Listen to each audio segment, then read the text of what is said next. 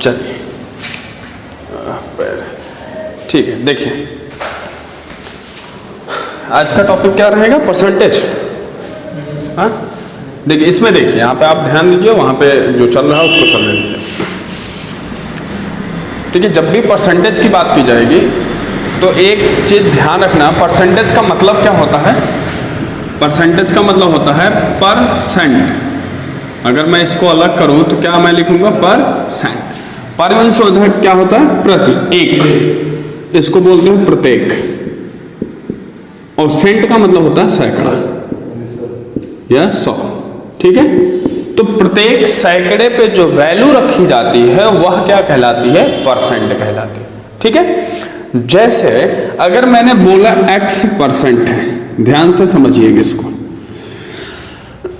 Sorry, मैं अगर बोलूं इसको कि x% है, दैट मीन्स क्या हुआ कि x वैल्यू जो है वह 100 पर कितना है, यह परसेंटेज कहलाता है।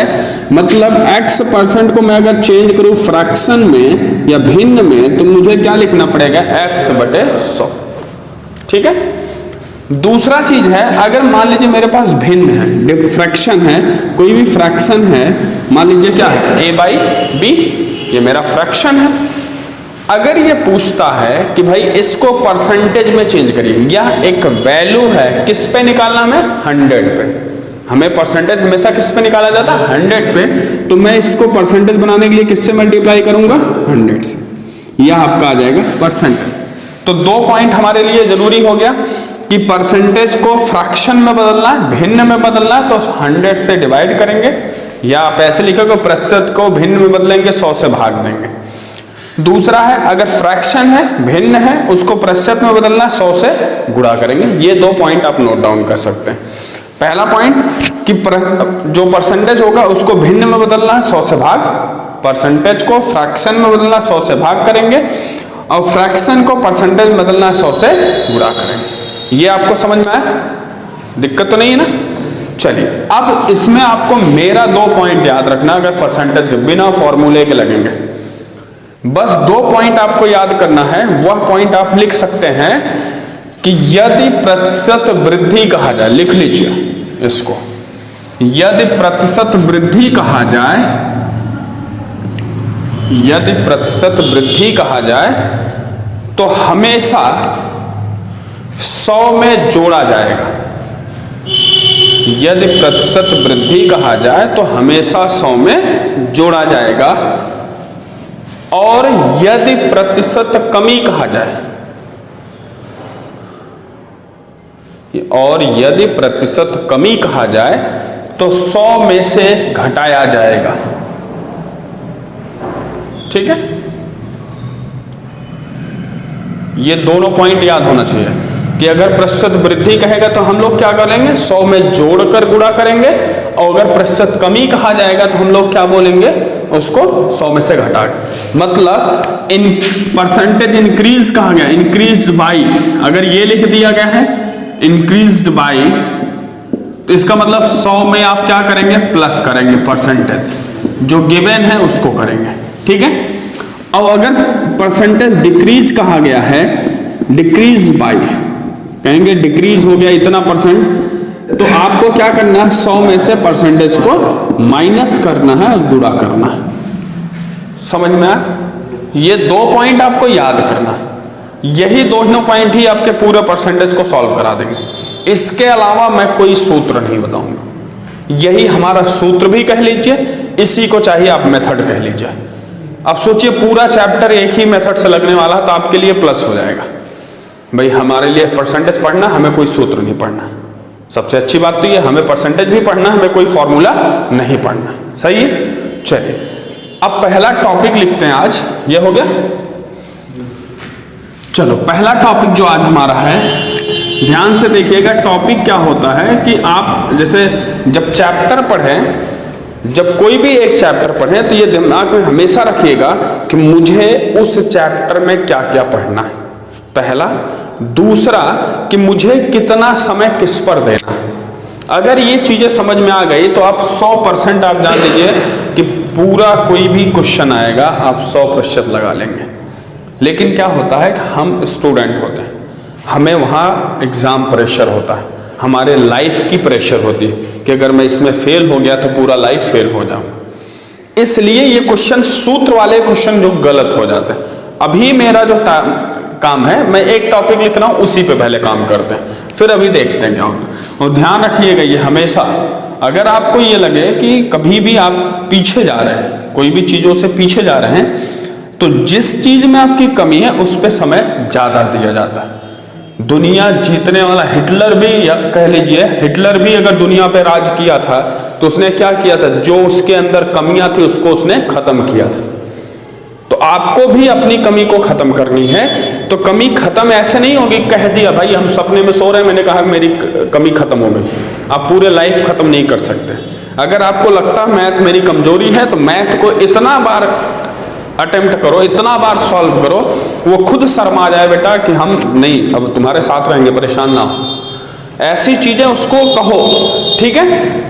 देखिए पहला टॉपिक जो दिया जाता है वो होता क्या है, आपने कई बार पढ़ा होगा, कहते भैया कुछ परसेंटेज इंक्रीज कर रहा है, दूसरा वाला बंदा कितना डिक्रीज करेगा। ये देखिए पहला है, कई बार कहते हैं भैया प्रतिशत वृद्धि दे दिए हैं, प्रतिशत कमी पूछ लेते हैं। उसी को मैं बोल रहा हूँ, परसेंटेज ऑफ इंक्रीज गिवन होगा और डिक्रीज वाला पूछेगा। समझ में? अगर मैं बोलूँ कि इंक्रीज वाला दिया रहेगा, वृद्धि दिया जाएगा, कमी वाला पूछेगा। ध्यान से समझिए, पहला टॉपिक है, मैं हिंदी में लिख दे रहा हूं, प्रतिशत वृद्धि ज्ञात हो और प्रतिशत कमी पूछी जाए, कमी ज्ञात करनी हो। पहला टॉपिक आज हम लोग सॉल्व करने हैं और ये एक ही स्टेप में सॉल्व करना। देखिए अब होगा क्या, प्रतिशत वृद्धि ज्ञात हो, प्रतिशत कमी पूछा। जैसे सपोज करो दो व्यक्ति हैं, मैं और मेरा एक कलीग कोई भी हो सकता, या आप में से कोई दो लोग।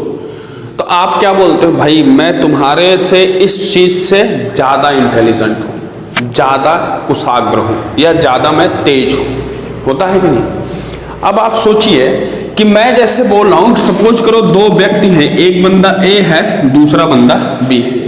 इसने कहा कि मैं ए जो है बी से बोल दिया कि कुछ परसेंट ज्यादा पैसा कमाता है। घर में तो यही होता ना कि अगर 10 सदस्य हैं तो 10 सदस्य समान रुपए कमाए, या समान सबकी जॉब हो, यह सब असंभव होता है भाई। उसमें क्या होंगे, दो टीचर होंगे, दो इंजीनियर होंगे, दो डॉक्टर होंगे, कुछ किसान हो सकते, कुछ बेरोजगार होंगे, ऐसा भी तो होता ना।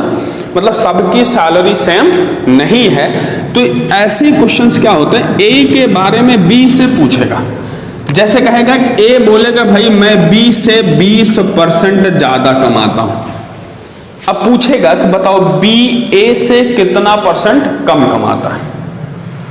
क्वेश्चन समझ में आ रहा? क्वेश्चन क्या कहेगा कि ए की आय बी की आय से 20% अधिक, या इंग्लिश में कहेगा the income of A is more 20% more than income of B.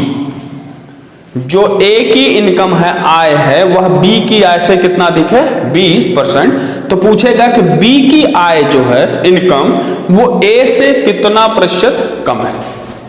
Question लिख लीजिए, लिखिए, मैं इसका मेथड बताते चलता हूं। लिखिए ए की आय बी की आय से 20% अधिक है। ए की आय बी की आय से 20% अधिक है। तो बताइए बी की आय ए की आय से कितना प्रतिशत कम है, कितना प्रतिशत कम है। ठीक है, अब मेरा वो मेथड याद करें।